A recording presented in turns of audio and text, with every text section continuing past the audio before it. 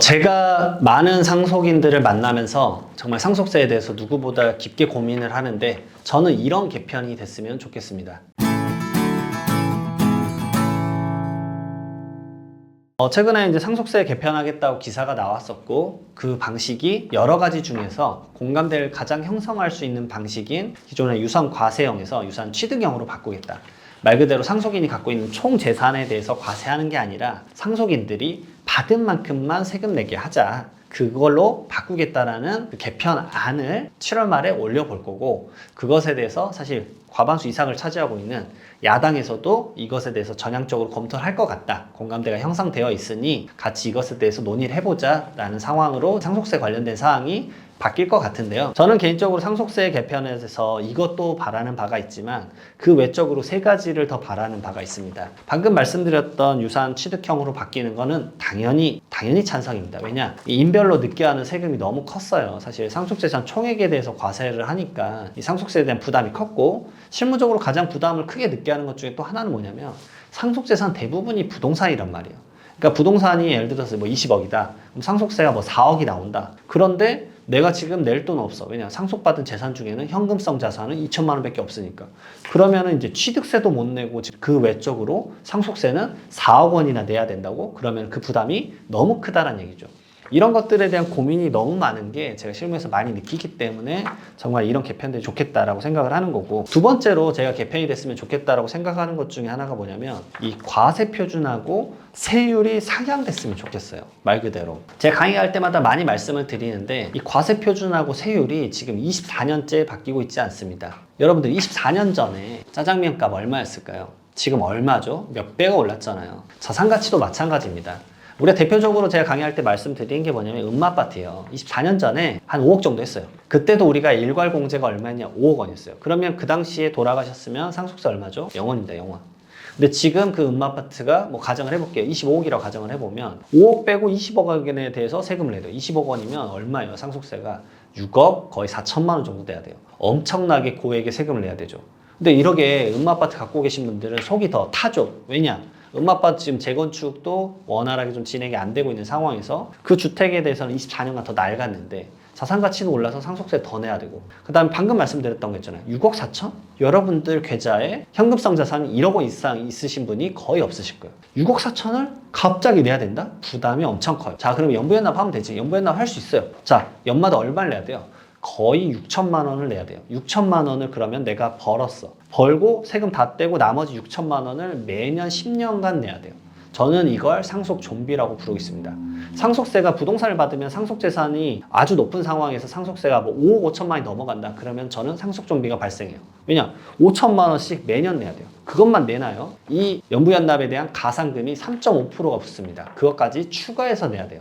그러면은 아주 과도한 이제 세금을 납부하는데 본인의 모든 청춘을 바칠 수도 있죠. 10년간을 내야 되기 때문에 그 부담이 엄청 커진다는 거예요. 그래서 이런 방식이 있기 때문에 과세 표준이랑 세율도 물가 상승률에 맞춰서 조금은 좀 바꿔주셔도 되지 않을까. 지금 가장 낮은 구간이 얼마죠? 과세 표준이 1억 원에 10%예요. 자, 1억 원을 전 개인적으로 3억 원으로만 높여주셔도 좀 좋지 않을까, 그런 얘기를 하는 거죠. 상속재산 하나만 있는 상태에서는 좀 그 부담을 좀 낮춰주는 게 좋지 않을까라는 생각을 좀 해보고, 그 다음에 좀 더 응용해서 개정이 됐으면 좋겠다라고 생각하는 것 중에 하나가 공제액 수도 같이 좀 늘려달라. 이걸 좀 말씀드리고 싶어요. 이건 오히려 상속도 있지만 증여 쪽도 있어요. 물론 최근에 혼인 및 출산 관련된 1억 원에 추가된 증여 공제가 늘어났지만 제가 본론적으로 좀 바라는 바는 10년간 그 증여재산 공제가 얼마죠? 5천만 원이잖아요. 5천만 원인데 이걸 좀 더 물가상승률을 반영해서 개정을 해주시면 좋지 않을까. 이 마지막 개정된 게 2014년도예요. 그러니까 거의 지금 10년이 넘었죠. 그러니까 물가상승률을 좀 반영해서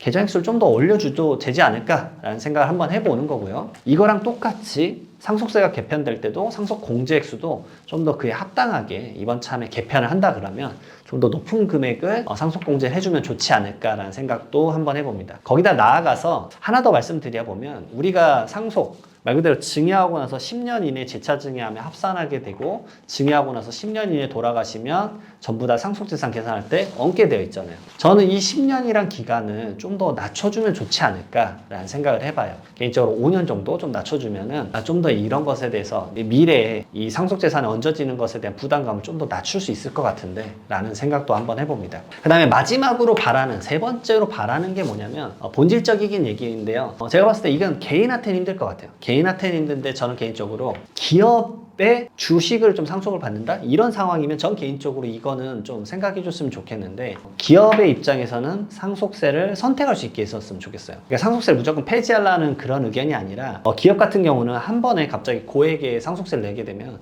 기업 운영에 대해서 휘청휘청 할 수 있거든요. 지금 뭐 우리가 이제 그냥 보고 있는 그런 대상이 뭐 삼성이나 넥슨이나 이런 회사에서 상속세 때문에 힘들어한다는 기사를 몇 번 접하셨을 거예요. 그러면서 뭐 이게 사모펀드에 뭐 어떻게 돼서 뭐 이렇게 될 수도 있다 뭐 이런 얘기도 막 나올 정도인데, 제가 바라는 바는 상속세를 안 내겠다는 게 아니에요. 그 시점에 혹시나 돌아가시면 기업의 운영은 계속 운영돼야 되는데 갑자기 몇 조씩 세금을 내면 부담이 커지니까 이때 자본이득세로 전환을 좀 해달라. 자본이득세는 뭐냐면요, 예를 들어서 이 처음에 이 피상속인이 갖고 있었던 주식 가치가 이 정도예요.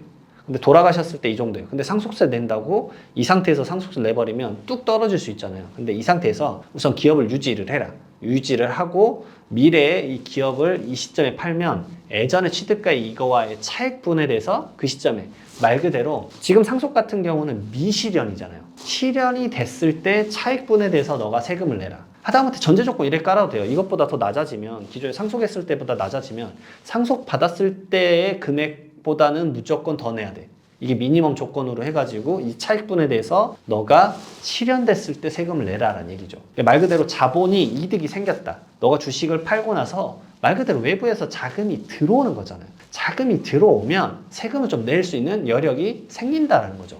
그러니까 양도소득세 같은 경우는 외부에서 자금이 들어오니까 몇 억이 나와도 세금을 낼 수 있는 여지는 생겨요. 근데 지금 상속 같은 경우는 외부에서 자금이 안 들어오고 이 상태에서 그냥 돌아가셨는데 세금을 이 정도 내란 얘기니까 그 부담이 기업을 운영하는 데 있어서 너무 힘들다는 얘기죠. 그러니까 기업 우선 운영 잘하고, 잘 운영한 다음에 물론 이제 조건들을 아주 까다롭게 따져야겠죠.